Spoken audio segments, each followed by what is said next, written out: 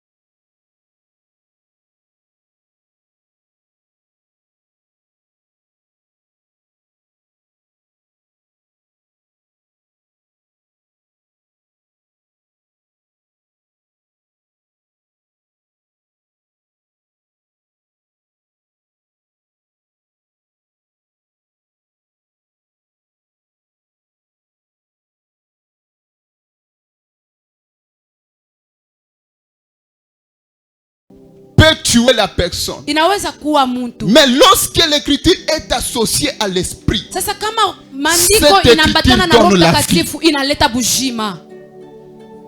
Sans le Saint-Esprit, la Bible est comme une forêt. Où lorsque la personne entre dans cette forêt, sans avoir un guide, il peut entrer sans pour autant sortir. Pourquoi? Il n'a pas un guide. Mais dans ce terme, il y a deux mots qui nous intéressent. La puissance et le Saint-Esprit. J'aimerais définir ça dans mon introduction. La puissance et le Saint-Esprit. Donc on doit comprendre la puissance et on doit comprendre le Saint-Esprit. Est-ce que quelqu'un peut d'abord acclamer?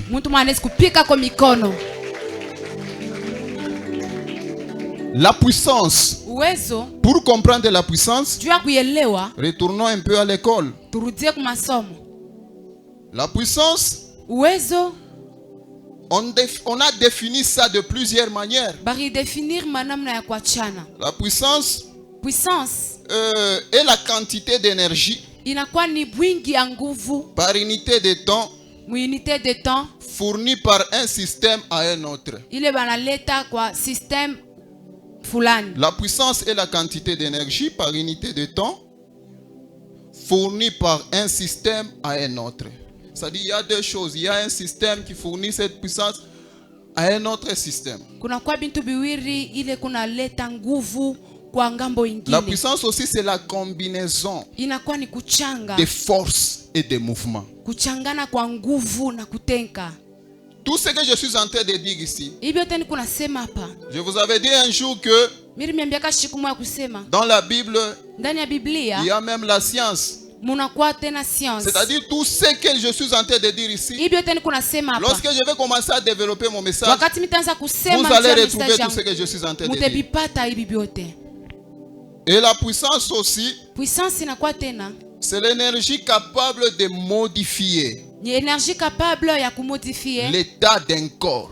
C'est-à-dire la puissance est l'énergie capable de modifier l'état d'un corps.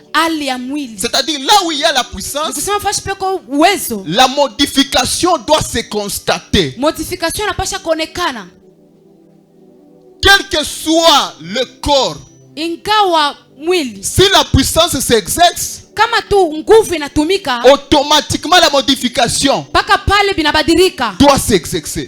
C'est pourquoi même si nous allons dans la Bible, vous allez voir que l'apôtre Paul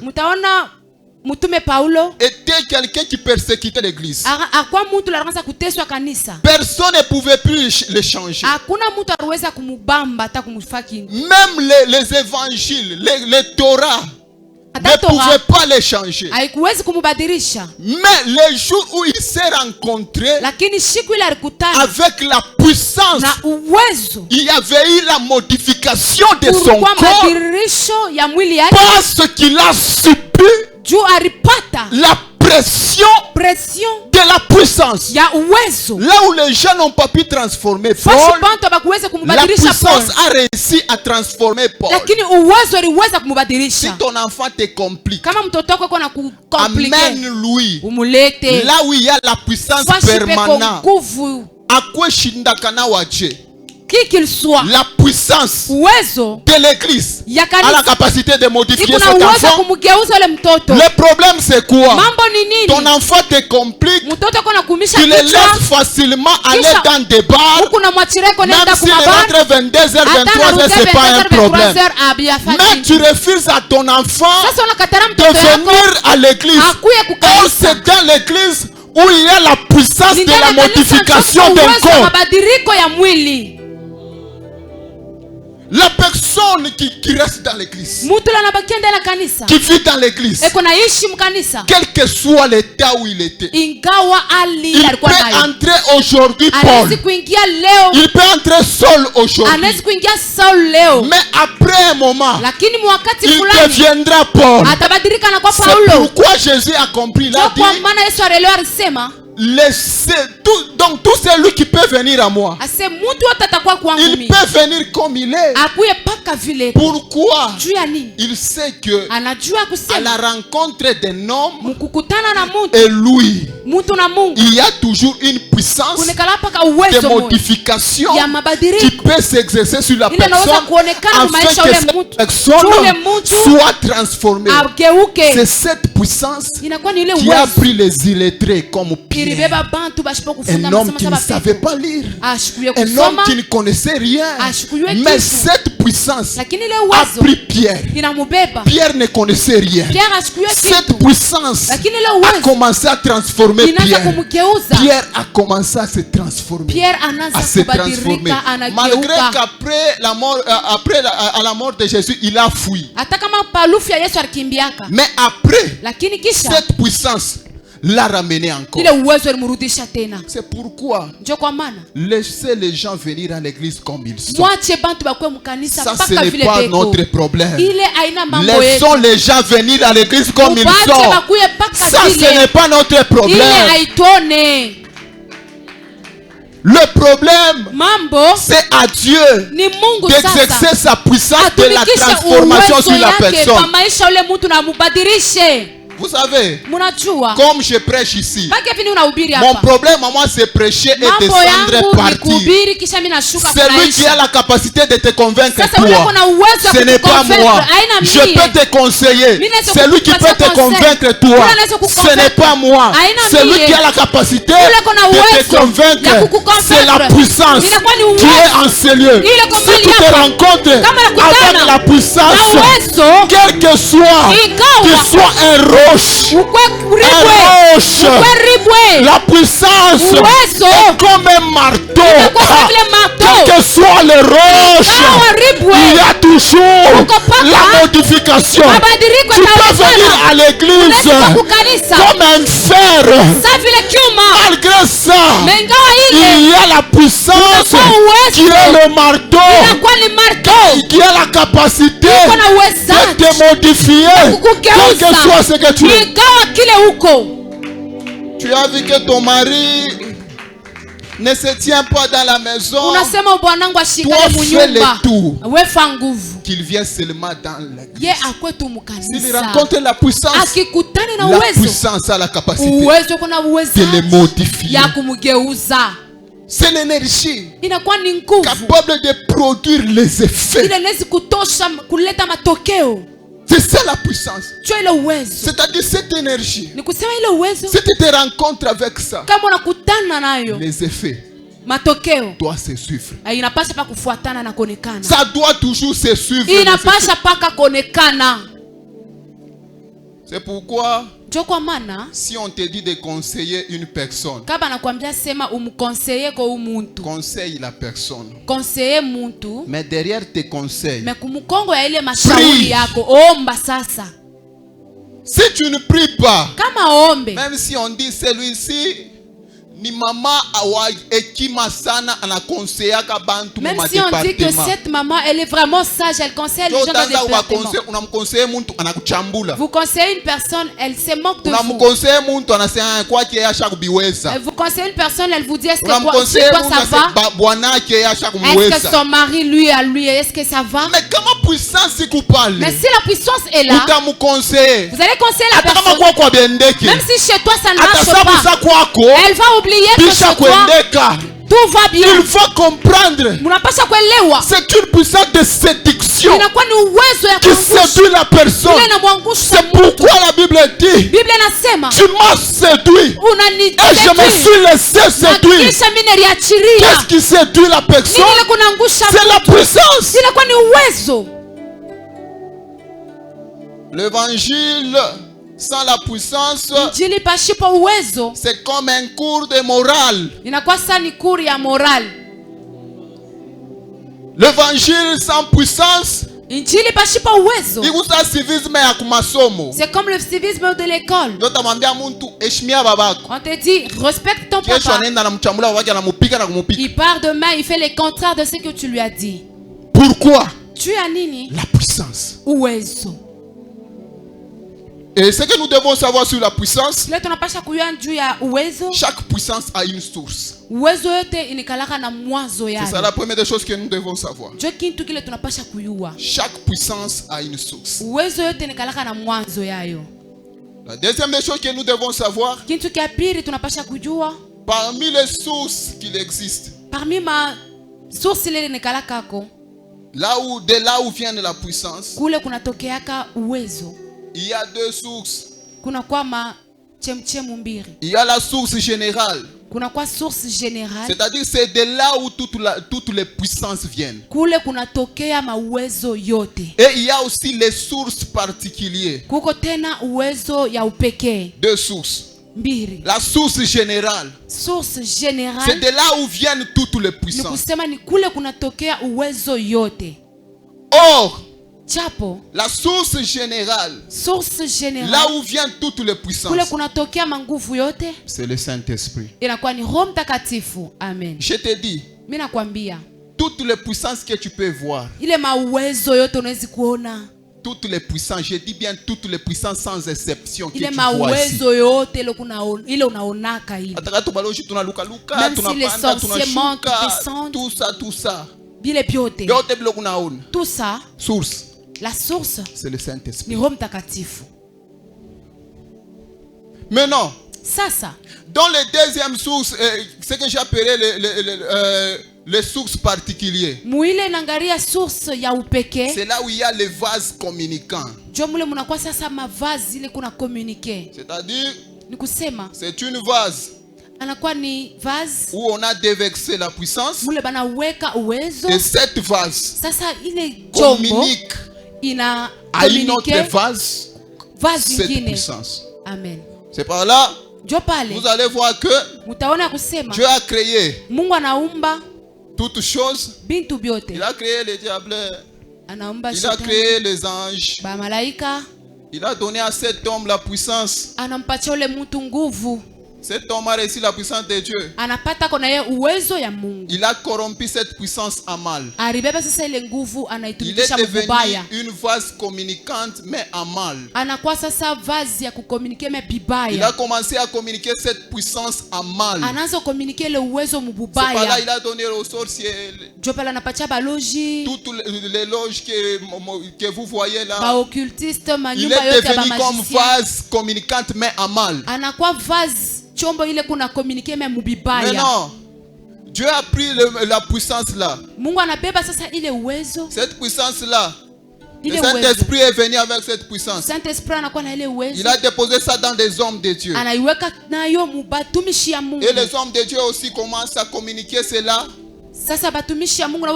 dans d'autres vases. Mais quelles que soient toutes ces puissances là, la source reste Dieu. La source reste le Saint-Esprit. Si tu comprends cela, quel que soit quand tu vois un sorcier, même si tu le vois à l'œil nu, si tu comprends que je suis connecté directement à la source générale, tu n'auras pas peur de ce sorcier-là. Car lui, il a reçu la puissance, il a corrompu ça mal.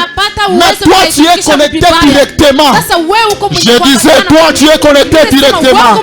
Je disais, toi, tu es connecté directement.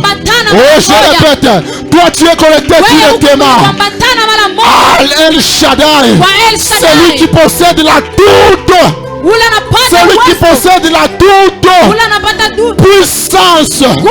Je peux te dire une chose, les sorciers peuvent être puissants, les diables peuvent être puissants, les ennemis peuvent être puissants, mais je connais quelqu'un.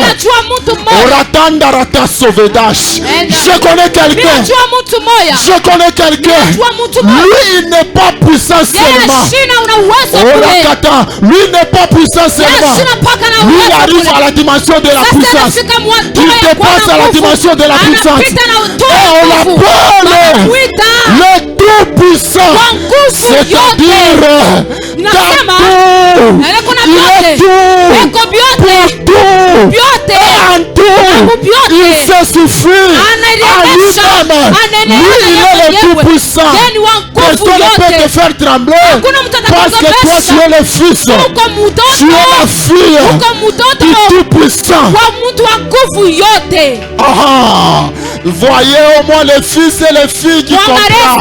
Je ne sais pas quelle est ta source. Ou bien au Chabriab Loge ou bien peut-être un Noville. Tu as Chabriab Loge. My God. Tu es bon et toi tu as Kouria. Mais nous nous approchons à la table du Seigneur. Si un sorcier a mangé la sorcellerie pour te tourmenter, il n'y a pas un problème. Si un sorcier a mangé son père, a mangé sa mère pour te tourmenter, nous à l'église, lorsque nous nous approchons à la table du Seigneur, on a la puissance. On a la puissance. C'est à l'église.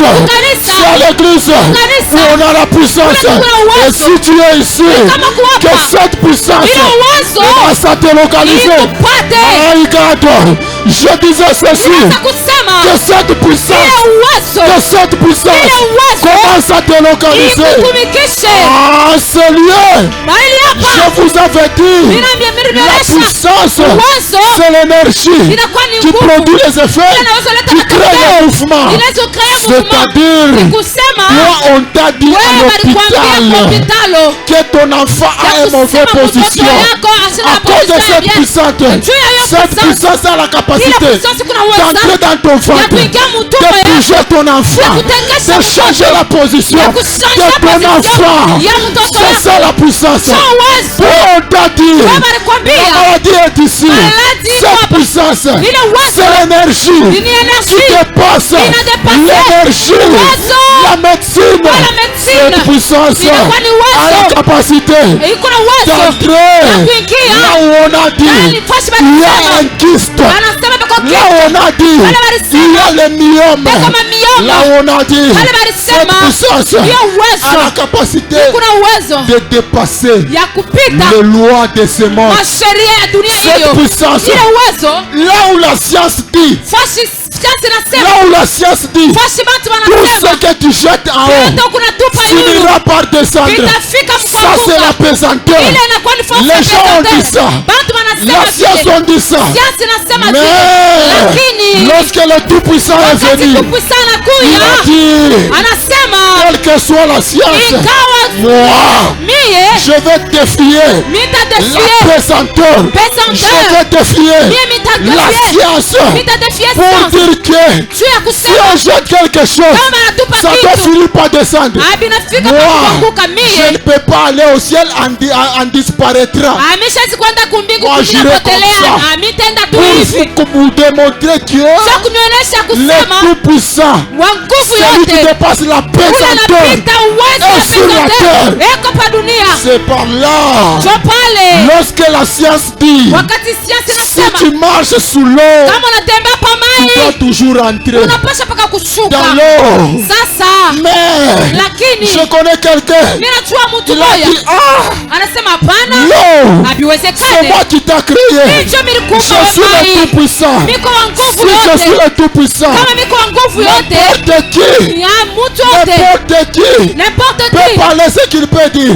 Mais si le Tout-Puissant se présente, même sous l'eau, tu peux marcher. C'est pas là, j'aimerais déclarer sur ta vie. J'aimerais déclarer sur ta vie. C'est sur ta vie que je suis en train de déclarer. Je dis ceci. Les méthodes des gens n'intéressent pas la puissance de Dieu. Les chemins des gens n'intéressent pas la puissance de Dieu. Notre Dieu, il est le Tout-Puissant. Il peut varier comme il le veut. C'est pourquoi le même Dieu, lorsque Élie arrive à la mer, il arrive devant les eaux, il a dit, je vais faire quoi? Il a frappé le manteau, il a passé. Le même Dieu, lorsque Élisée voulait retourner, lui il n'a pas frappé. Lui il a dit, où est le Dieu de mon père? Il a frappé sur l'eau, il a passé. Pour nous dire que pour devenir toi, tu n'as pas besoin de techniques des gens. Si les gens entrent au travail par la porte, toi par la fenêtre, tu entreras au travail. Élie a frappé. Élisée a dit, là où un père est, moi je n'ai pas besoin de prier trop.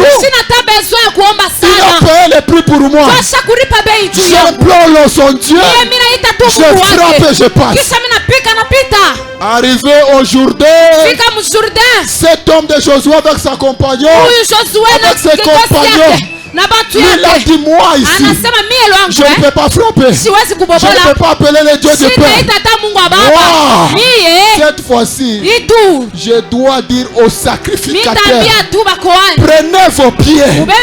Ces pieds, lorsque vous allez mettre ça dans l'eau, le Jourdain va se diviser. C'est toujours Dieu. Il a le maître des temps et des circonstances. Élie a divisé avec les manteaux. C'est la puissance, non? Élisée a appelé le Dieu de son père, c'est la puissance, non? Le Jourdain, Josué et ses compagnons ont entré, c'est la puissance, non? Maintenant Jésus se dit, il y en a d'autres qui t'ont mis que fâchement. Et moi et les enfants font ça pareil, pas question. Pas question.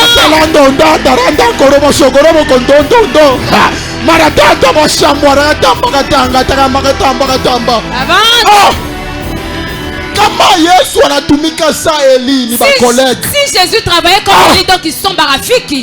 Si Jésus travaille comme Élisée, ce sont des collègues. S'il travaille comme Josué, ce sont des collègues. Pour dire que moi, je suis un petit joueur. Tous vous êtes de petits joueurs. Moi, je suis les grands. Amen. Je ne peux pas diviser. Je ne vais pas entrer. Mais moi, je vais marcher juste dessus. Amen. C'est ça la puissance de mon Dieu. C'est ça la puissance de mon Dieu. C'est ça la puissance du Saint-Esprit. C'est ça la puissance du Saint-Esprit. C'est ça la puissance du Saint-Esprit. Quand il descend. Quand il descend. Quand il descend. Tout change. Quand il descend. La Bible nous dit en Genèse chapitre 1. Lorsqu'il descend, il trouve le monde dans le tohu-bohu. Il trouve le monde dans l'informe et vide. Lorsque lui il est descendu, il a fait le mouvement. Il a fait le mouvement. Lorsque Dieu a dit, il a fait le mouvement du Saint-Esprit. C'est pourquoi l'église sans puissance, je ne sais pas, c'est un magasin ou soit c'était quoi.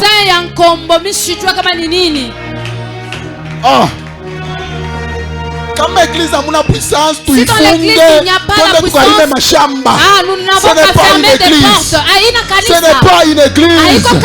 Ce n'est pas une église.